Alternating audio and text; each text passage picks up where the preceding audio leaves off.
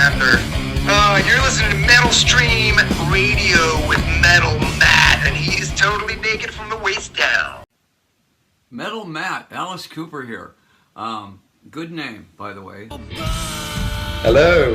Right, today I'm here and I'm very lucky to have a very special guest today from Alice Cooper's touring band and also recorded many albums with Alice, Ryan Roxie. Just great to have you on here. As a big Cooper fan myself, it's really cool just to chat with you today. And, I've met you once before, very briefly in Swansea, when you were playing there with Alice. But Nice. This is my first time having a proper chat with you, so really cool to. Well, sorry, I didn't wear my Swansea T-shirt. I only have my New York T-shirt today, but the Swansea one is in the laundry because That's it. Never mind. Everyone loves Swansea. Honestly, it's such a beautiful place. We were just talking about how we're both chasing the sun. I look like I have almost too much sun going on right now. I'm in Cape Town, South Africa, soaking it up because it still is summer here, and the weather is great. And well, we're looking forward to heading back to Europe and the States when it becomes summer over there again. So it's kind of a great schedule with Alice Cooper these days.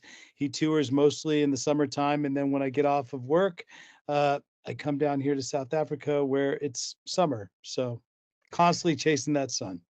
Perfect. I know the feeling. I'm here in Cancun, although it could be England. It doesn't look sort of too Cancun-y here. Look at us, a couple guys, just from I lived in Sweden for a long time. You lived in England, Swansea. So I mean, just look at us. That's it. I'll bet you neither of us have anything on underneath these below these shirts. That's Definitely it. short pants. I definitely have That's it. short pants on.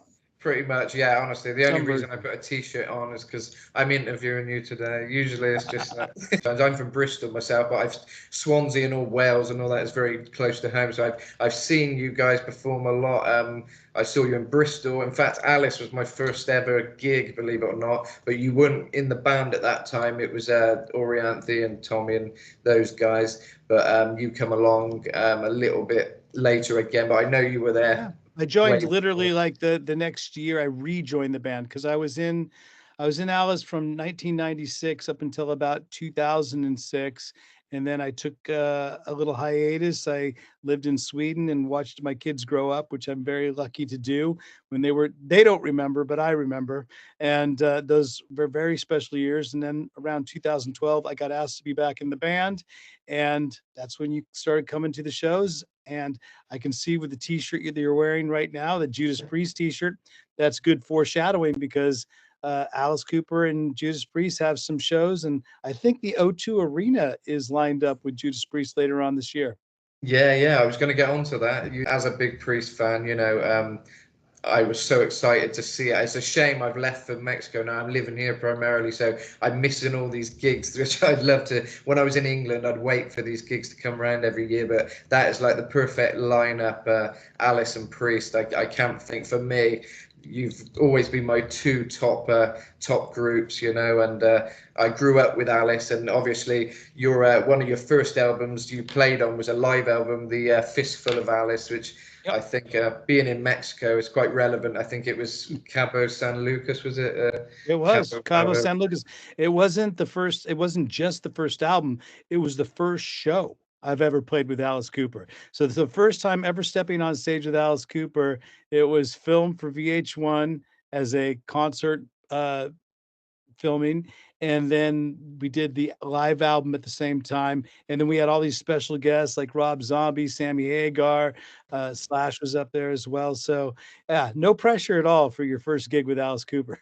No, that is crazy, and I mean, it sounds amazing. I mean, you must be proud to have been on that album. I loved, obviously, like you say, Rob Zombie. He was on "Feed My Frankenstein," if I remember rightly, and yeah, it was my first time hearing Rob Zombie as well. Actually, I grew up on the Coop. My dad used to play it all the time. I'd listen to all the albums, growing up. He's probably the reason I'm a singer myself, because I loved Alice. My dad just played that stuff all the time.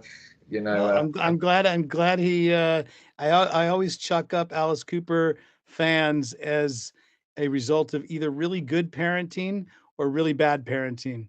Either way, somehow you came to us, and I appreciate it, and the band appreciates it, and we're still rocking and rolling to this day. I like talking about that album, Fistful of Alice, because that we didn't even have a bass player the week, like the 3 days before the actual filming of that, because they switched up bass players at the last minute. Greg Smith was supposed to be the bass player, and then something happened where he couldn't do it, and then Todd Jensen came in, and that was the first time of meeting Todd.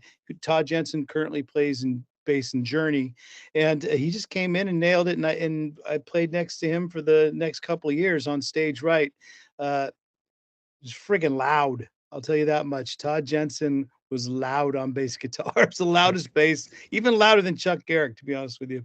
And yeah, he just had that classic P bass and Ampeg setup, full amps. That's when the bands were all using. That's when all the bands. There was no such thing as in-ear monitors.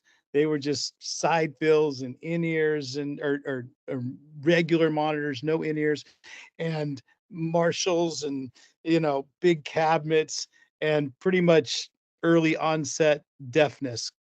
Yeah, I was going to say you deaf now. I know most musicians from that time period now are a bit deaf. There's something that does come with the loudness of being on the stage for so long. I learned very early on to start wearing earplugs. And what my earplugs were, to be honest with you, they were in-ear monitors, but I took the wires out because I had a very early set of in-ear monitors, but I didn't know how to use them. I didn't want to use them. I wanted to feel the music. And so I used to use them as earplugs, and then I would just have them crank the monitors and the side fills. It did a little bit of good because I can hear relatively okay still, but it's definitely had some effect over the years. And now using in-ear monitors and really controlling the sound this last decade, I've been able to prolong my hearing, I think, by at least a few more tours. So fingers crossed. That's good. Yeah, you can always do the Brian Johnson thing if it gets too bad, and you can get the. Yeah, nobody wants to get to the point where you have to get your ears surgically worked on so that you can just hear sounds. I know that we met Huey Lewis from Huey Lewis and the News, that band, and he's had the same sort of thing. He had the same issues where it's really hard for him to hear music and stuff anymore, which is sad. I never want to not be able to hear the stuff that's coming out of our amps and stuff. So again, I'm just sitting here in the studio now getting ready for this next leg of the tour and working on a bunch of my own stuff right now. So I need my ears. Definitely need my ears. Definitely brilliant. That's what do you play? Cool. What do you play, Matt? Well, I sing, but I do play a bit of guitar. I've got my guitar over now. It's here actually, but it's not. It's out of tune. It's one of these awful little flamenco things. The only thing I could get over it. I used to play Desperado, but I don't know if I can remember it now. But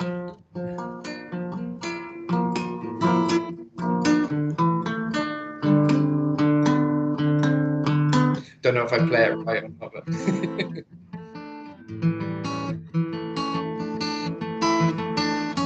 Yeah, what key do you do it in? This is in E, I think, but I don't know. This guitar goes out of tune very quickly.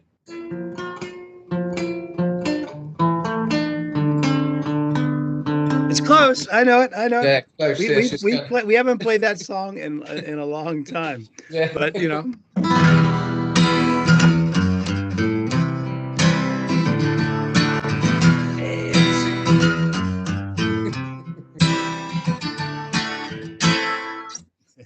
gotta get out.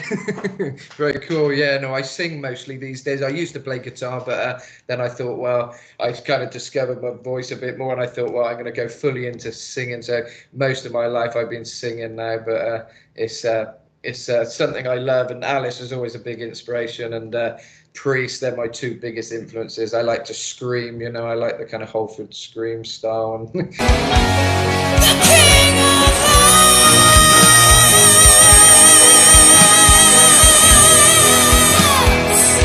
and also a bit of rock kind of edge, Alice Cooper type vocals. But Lost in these changes. What am I to do? yeah, it's a fun thing to explore and kind of Carry try the and- torch and create your own world down in Cancun and spread the metal. I am.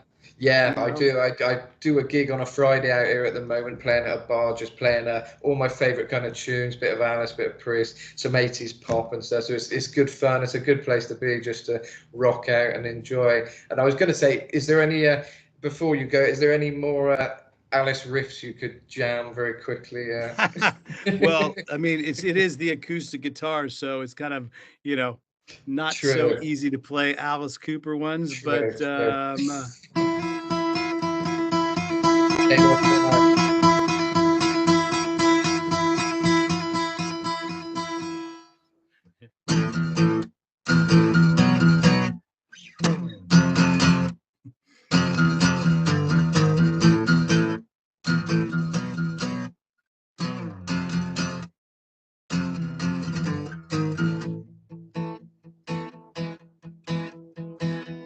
do I know it? I think so. Yeah, you got it. Wait.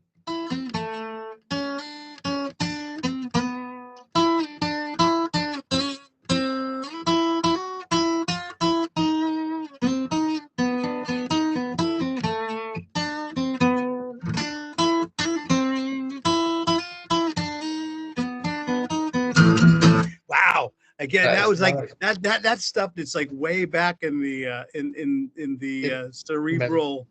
Memory I bank. think I don't even think it's I don't even think it's in my brain anymore. It's somewhere in my spine that you Yeah. remember those songs. And again, like maybe a song like that, an old school Halo of Flies, is something that maybe should be brought back at one point. Yeah. No, that's You know, very before, cool. at least before Alice stops touring, maybe one more Halo of Flies round would be fun to do. It would be good. Yeah. Can I?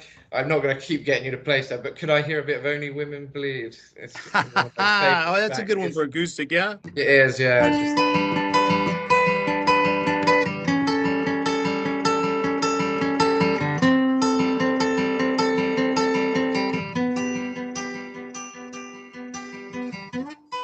Man got his woman to take his seat. He got the power on, she got the need. Too often he smokes and drinks and don't come home at all. ooh, Only Women Bleed. Only women bleed. Only women bleed.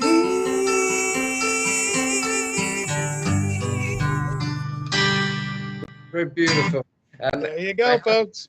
That's there you it. go. Thank you very much. And I had a couple of messages from some people you might know. Calico Cooper just wanted to say shame. Does that mean something to you? Shame. Yes, Yeah. it's shame. That is, there's a lot of shame that goes on in our poker games. And if you don't put your money in, or you forget to put your money in, or you kind of try to delay putting your money in the pot, you get shamed. So that's where that comes from. Or it just Uh, comes from overall, there's just basically a lot of shame on the road. Oh no, that's great. And I had a good chat with my pal Satchel the other day, and he just wanted to say, I've got the message here. He said we golfed together and it was a blast. Do you remember golfing with Satchel? Um, Oh yeah, oh yeah. He's a He good just wa- golfer. yeah, Both- he both- said. Sorry, Both carry on. him and both Satchel and Sticks it in ya. Both Satchel and Sticks are great golfers. Alice was so impressed with the way they golfed. He wanted to take them on the road just to be golf buddies. I mean, he loves the band, but he also wants to take them on to be golf buddies. So that would be another tour that would be insanely fun. I Yeah, think, yeah. Steel Panther, yeah, they're one of the most fun bands out there, and obviously Satchel, amazing player. But he wanted to say to you, he said, He said he's rad. Say hi from me. Great guitar player too. So there you go. That's from Satchel there. You know what? Satchel is actually, talk about giving, credit back. That guy is insanely good guitar player. And he's so good at playing guitar that if you go back and check out who's the guy that in Mr. Big, Paul Gilbert, was it? if you go check out Paul Gilbert's first guitar video, first one that he ever put out, like it shows you all these little exercises and stuff of how to become a shredder, you'll see Satchel playing bass. Yeah, I've seen that. And Have you seen that? All right, Yeah, there you yeah, go. yeah. So he's such a good guitar player that he plays bass. Exactly. No, he's crazy. He's right out there. He's incredible player. And usually it's the other way around. Usually it's like you're not such a great guitar player, so you play bass. Yeah, that's usually. Oh God, the bass players are going nuts right now. They are. They're not honestly, I think there's something to be said about a driving bass player. I'm actually trying to write a song right now that could use a really good bass player, because I'm just doing my. Yeah.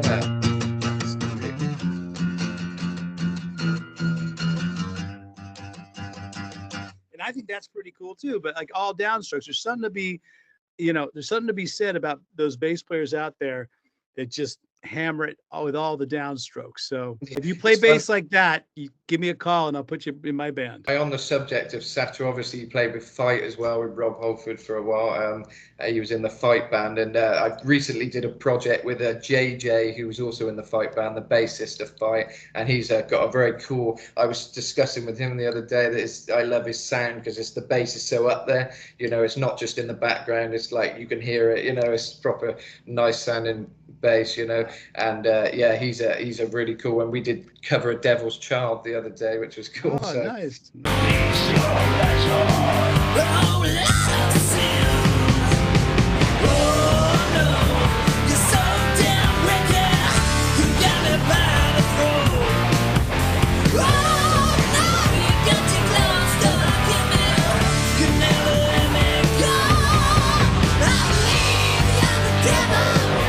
He might be worth calling him up. He's a when it all comes down to it, though, Dennis Dunaway, one of the best bass players of all time. I mean, I know I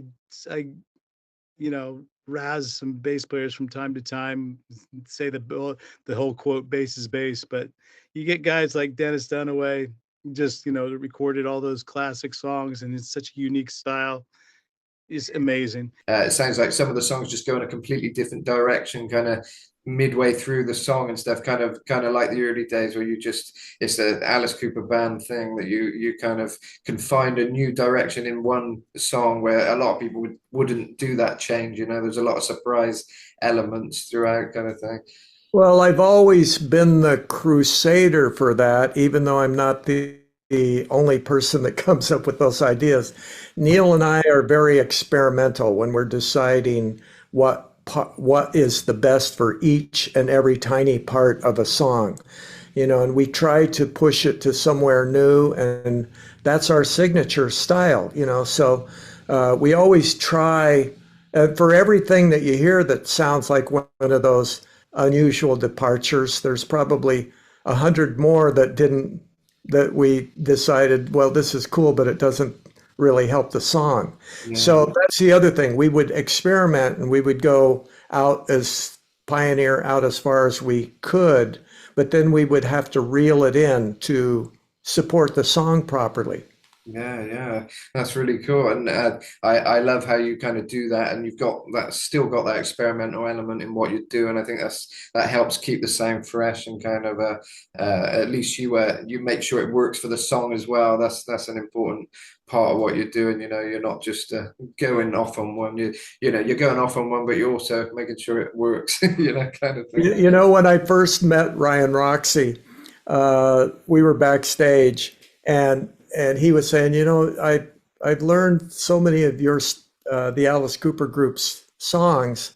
He said, but I've always had one question: how come you guys always do things in threes? And I said, because I've worked with musicians. Well, that's you have to add one more. It's got to go to 4. Why? It doesn't have to go to 4. Yeah. My answer to Ryan was, I think we got bored by 4. So we were in a hurry. We were in a hurry to get into something different. That's really cool. Yeah. Oh, well, I chatted with Ryan a while ago. Actually, he was on the channel a while ago, and Great. he loves They're it. all great. Yeah, they're all really cool. And whenever I do see, like night after night, I get to play next to Chuck, and Chuck is just, straight ahead, lays it down, would want to be, he plays guitar with Beasto, but, I know him as my bass player for so many years of playing with him as well. And he plays great guitar as well. But I mean, like I said, I'm more that guy that just likes to, I play bass like I play guitar, all downstrokes. So, you know what? All that stuff I said about bass players earlier, disregard it. I love you, bass players. Thanks for your time, Ryan. You got it. And the best thing I can say to a guy like Metal Matt is, whatever you do, don't rust. Hey, this is Satchel from Steel Panther. You're listening to Metal Stream